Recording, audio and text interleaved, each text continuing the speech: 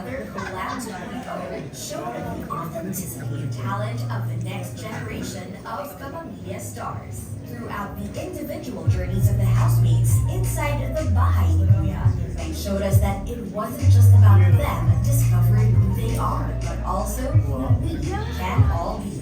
Our dependable darling ng Makati, Ryan Allen, showed us that true strength is found in maturity and the grace to resolve any conflict. We've seen her shine as young Mel in What Lies Beneath, and we cannot wait to watch more of her upcoming projects. Our caring kuya ng Paranaque, Inigo Jose, showed us the true power of honesty by standing firm in his convictions. After his memorable turn as Jabas in Roja, we're eager to see what's next for this rising star. Our optimistic apo ng Tarlac, Ray Victoria, showed that being one of the task's leaders is a personal opportunity to shine.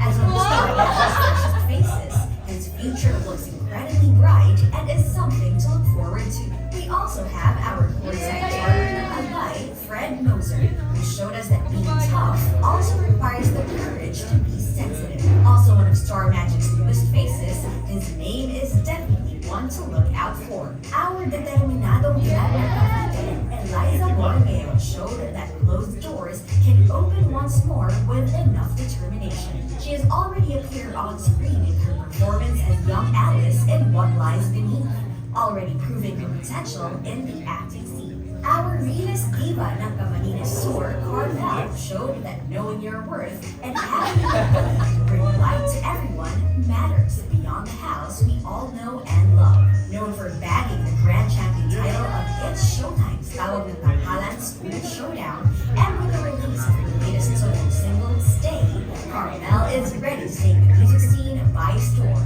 Now everyone is eagerly awaiting to witness how they'll handle the real tasks of the outside world. Many are rooting to see how they will evolve and grow in the spotlight as part of the next generation of Star Magic artists. Handa na silang harapin ang inyong mga tanong, everyone, so please welcome to Star Magic Spotlight Press Con, our Kapamilya ex-housemates of PBB Collab 2.0.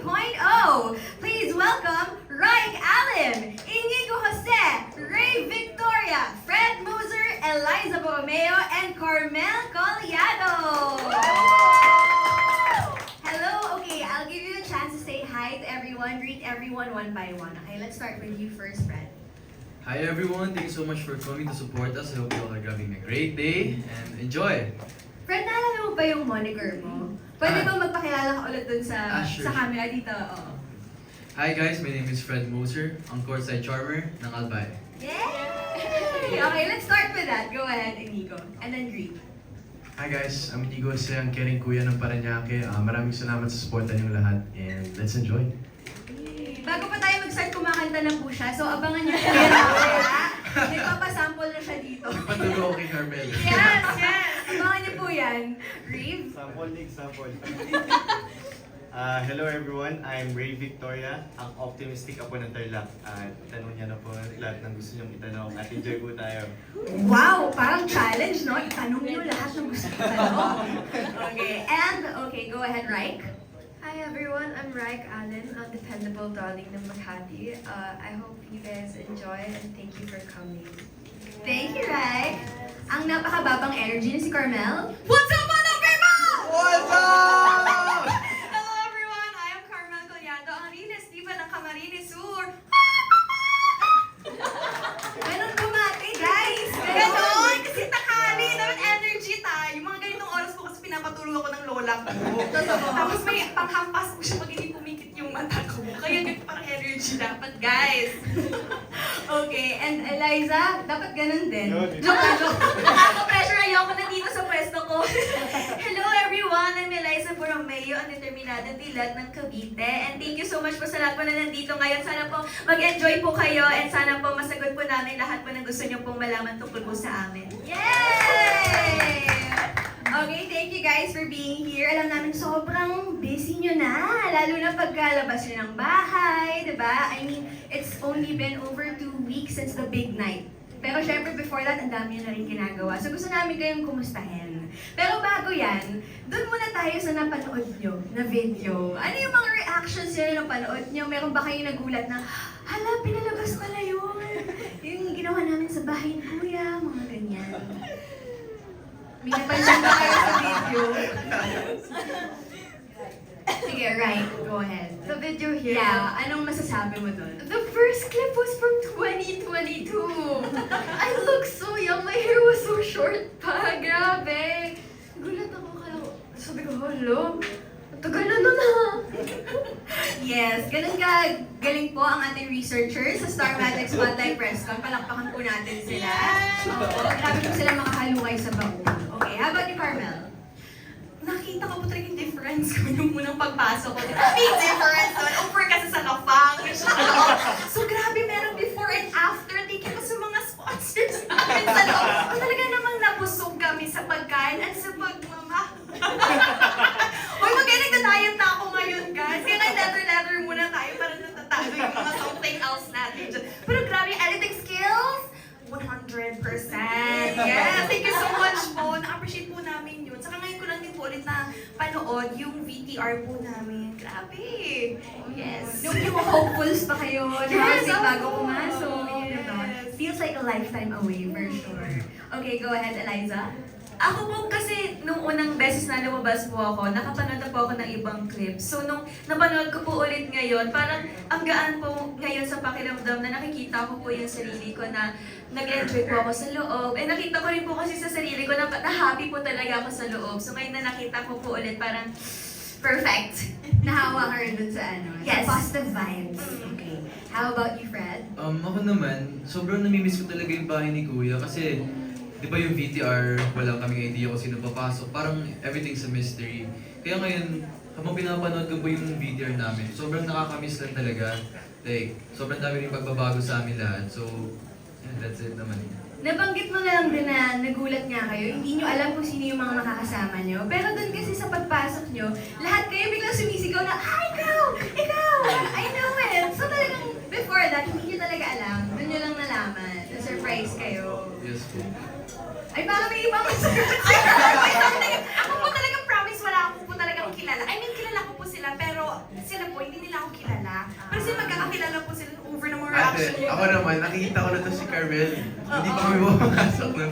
Lagi ko kanikwento to, as in, nagkita kami sa elevator. Tapos sabi ko, ito yung napanood ko sa Araneta. Yeah. Tapos next na meeting na pala namin, sa loob na ng bahay ni Kuya. Yes! It's crazy. Doon po sa mga hindi nakakatanda, si Carmel Collado, at what age ka nun? Philippine ano na? 16 ako, 16. 16 years 17. old, nag-perform ka na sa Philippine Arena nung Believers. Yes. Diba? Oo. Kung saan nagkasama rin tayo doon. Saka sa All-Star Game po. Beanie IE kasi. Yes. Wow! Yes. Salamat sa pag-front act. Bias. Ini, ko ano yung reaction sa VTR? I'm just really surprised kasi nandito na kami ngayon. Yun. Kasi, yun nga, like what you said, we didn't expect to go inside the house. Ako, hindi ko po talaga in-expect na makapasok ako. Tapos nung after na to, nung ngayon na, syempre, sobrang grateful po na nakasama ako sa kantong batch. And, ayun, just, I wanna be able to act. Yun po talaga gusto ko ngayon. Looking forward naman.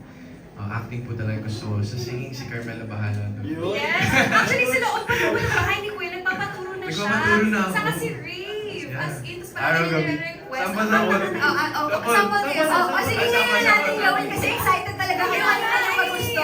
Ayun na ang sample. Siyempre, ihuhuli natin si Carmel. Gusto niyo magsundan si Carmel? Ayaw natin sundan si Carmel. Una kayo. Paano na? Akim.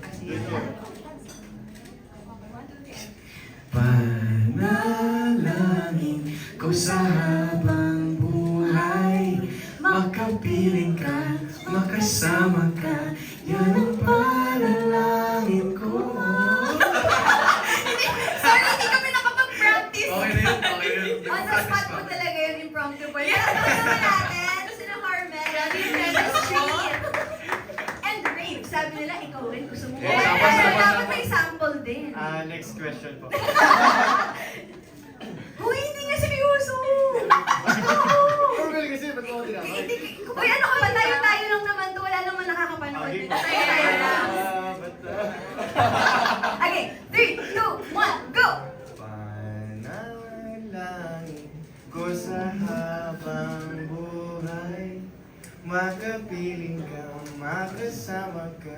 Yan ang panalangin ko. Wow! May competition po pala dito ngayon, ha? Ay, kurado. Pero syempre, Carmel, mamaya, bigyan mo kami ng sample ng iyong latest single na pag-uusapan natin mamaya. Pero what's your reaction naman dun sa video? Wala po, pinagpawisan ako kasi. Nanginginig siya. Hindi pa siya naka-move on. Ayun po, every time po na nakikita ko yung VTR ko, na-amaze po ako kasi ngayon po nakikita ko na yung sarili ko sa TV. Kasi po, aside sa first show ko po yung PBB, pangarap ko po talaga makita yung sarili ko sa TV. At yun po, tutupad siya. Every time na nakita ko yung VTR ko, masaya lang po. Oh, sobrang honest nun. Kasi aminin naman natin, di ba, bilang mga Pinoy na lumaki sa ganitong kultura sa Pilipinas, lahat tayo pinangarap natin. Sana makita ko sa TV, di ba? So, sobrang honest ni Reeve na yun din yung pinangarap niya. At ngayon nga, ay nandito na kayo, guys.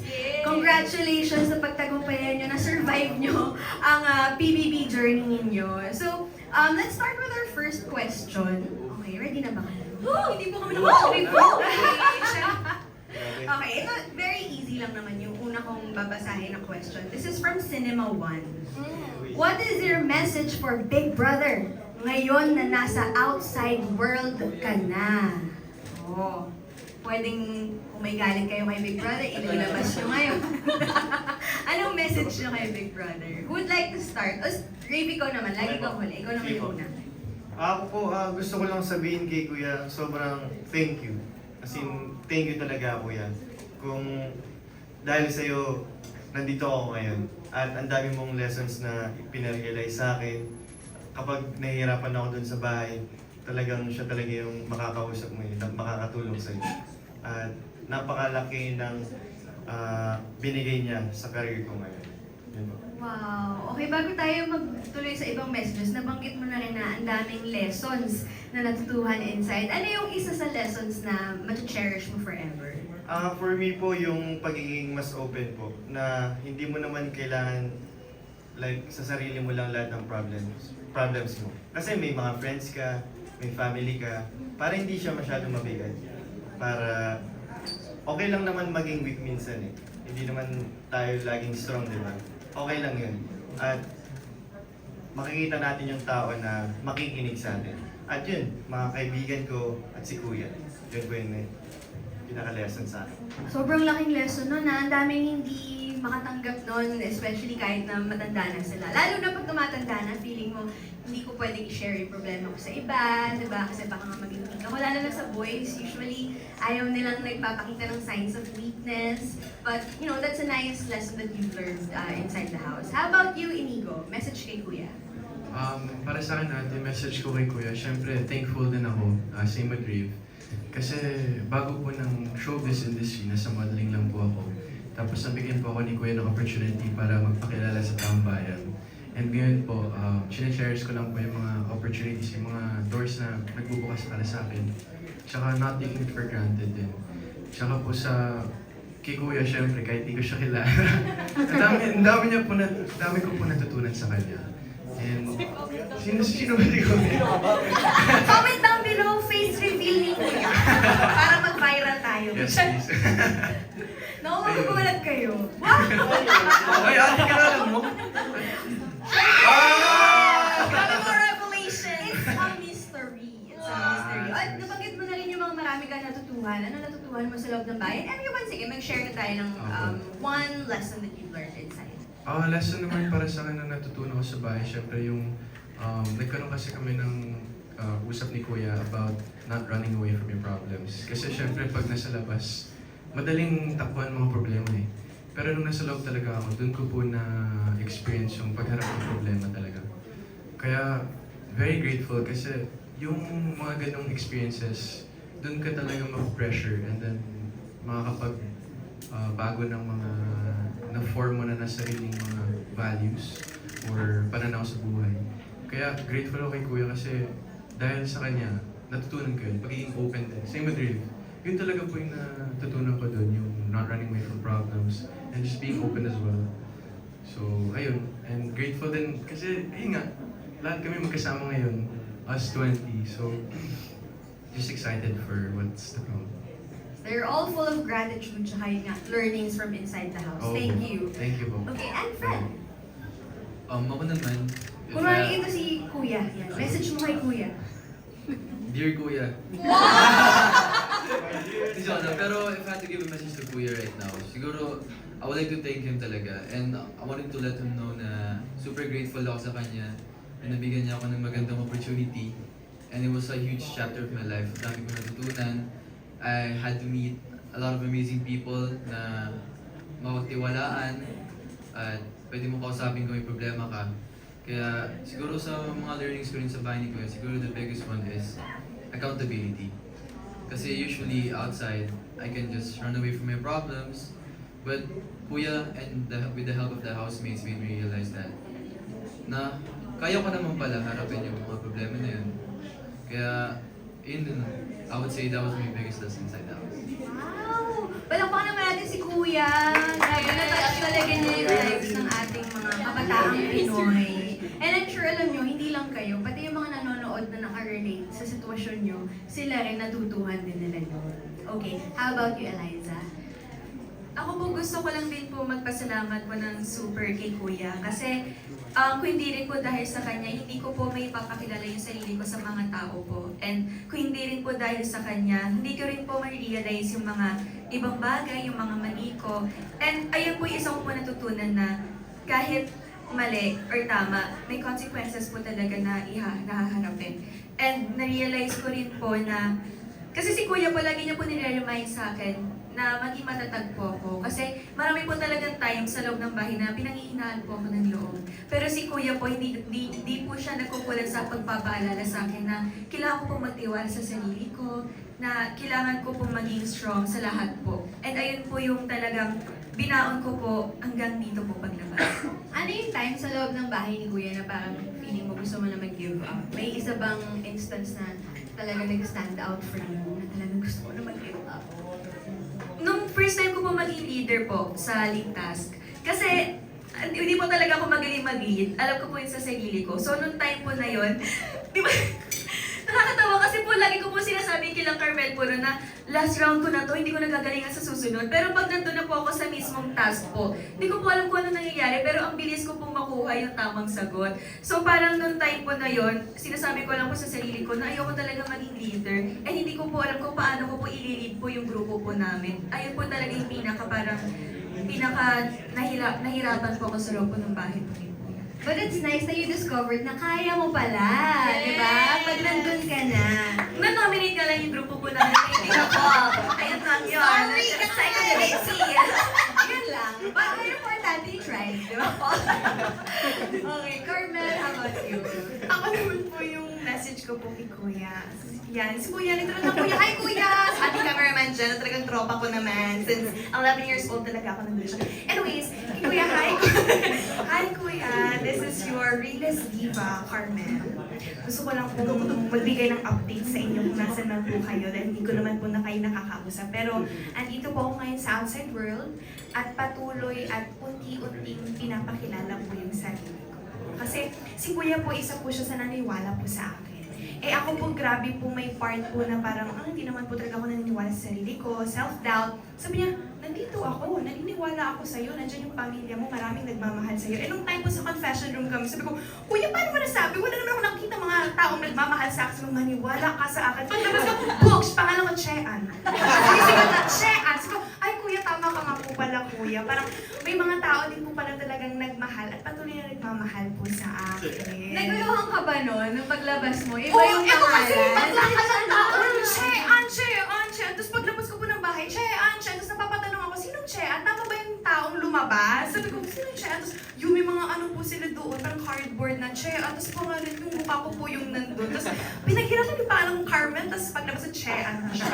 Sorry, wala ka ng choice. Yun Wala ang na. Ito po yan si Chean. Ako na po si Chean, Kuya. And yung natutunan ko naman po sa kanya, actually same lang din po kami kasi ako po very private person po talaga ako. And then yung nararamdaman ko po lalo na po yung kahinaan po, tinatago ko po yun sa sarili ko po. Pero pag nandun ka po talaga sa loob ng confession room, hindi mo po yun kayang matago sa loob ng bahay, lalo na po pagkausap po si Kuya. So nung kausap po si Kuya, anong problema? Kasi si Kuya, boss na po, parang siya si Papa Jesus. So, sabi ni Kuya, anong problema? Sabi ko, kuya, asan yung masakit ko yung nararamdaman? Grabe po yung nararamdaman. Ganun na ako sa loob ng bahay ni Kuya. Sabi ko pa naman, before ako pumasok ng confession, hindi ka iiyak para hindi ma-episode niya ni Kuya. Kasi hindi ko talaga ako nagpapakitang umiiyak. Eh si Kuya, yung boses niya po na very angelic. Like, parang kausap ko si Papa Jesus to the point na pag nagdadasal ako, Kuya, maraming salamat na. Natatawag ko na siya every night. Pero yun po talaga, as in, tas talagang sure ka po na kung ano man po yung napag-usapan ninyo, sa inyong dalawa lang po and sa mga viewers. Kasi napapalakas pala. Pero save yun, Kuya, pinagkakatiwalaan kita. Pero Kuya, grabe ang pag-dog show mo sa akin, hindi pa tayo tapos. I love you so much, Kuya, you're the best. May ganun pala talagang power yung confession room. No? Yes. Kailangan magiging soft. As Ang in, ganda. tapos makikita namin, parang naluluhan na yung mata mo. Sabi ko, Kuya, hindi ko na nga pinapansin, pinansin mo pa, Kuya. Sabi, parang naluluhan. Sabi ko, kasi po, Gatong pero, pag pinapansin na luluwa ka na, mas may wala iyak na, eh. mukha na siya. Ang galing talaga ni Kuya. Pero after po na, ang gaan po talaga sa pakiramdam. Yes. Sobrang Therapeutic. happy siya. Yes. Therapeutic. Okay, and right, Oh, how about naman you? yung energy ko. Di kaya, te? Una, sorry. Sorry agad. Si Chean. Okay, your message to Kuya, right? Ayun po, to Kuya, thank you so much for opening doors that I never thought that I would go through this early in my life. Maraming salamat po talaga sa mga opportunity na you gave me even inside the house. So ayun po, I've learned so much inside and I will definitely be bringing it here sa outside world. And I also gained so much new friends dahil sa bahay ni Kuya and learned so much lessons po talaga.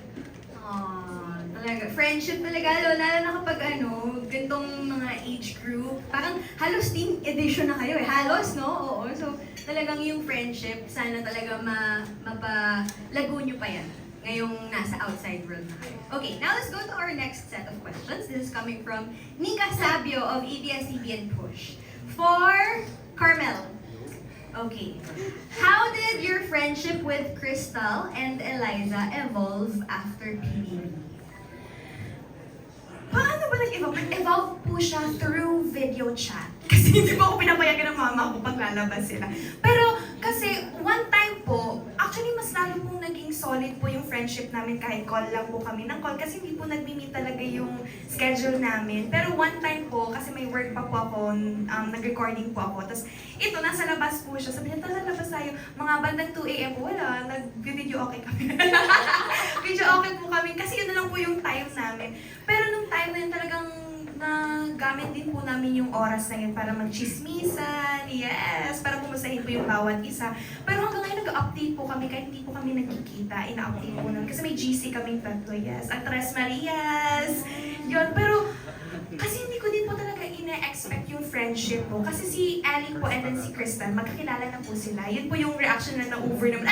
Over naman yung pagpasok. So ako very din year pa po, wala akong kakilala dito. Alam mo, ang tahimik mo nga nung first episode. Yes! It's a prank! Hindi kita makilala nun. Kasi ate, natatakot po ako. Like sila feeling magkakakilala na po talaga sila. Pero nakita ko na po ito. Pero syempre nahihiya po ako na parang, alam mo, hindi niyo naman ako kilala, nakalimutan niyo na ako. Tapos mga gabi pa lang, yun na lumabas na yung kakulitan ko. Tapos sabi ko kay good evening kuya! Ganun na siya. Nagulit siya, ay maingay ka pala. Sabi ko, oo po kuya, joke lang po yun kuya pagpasok.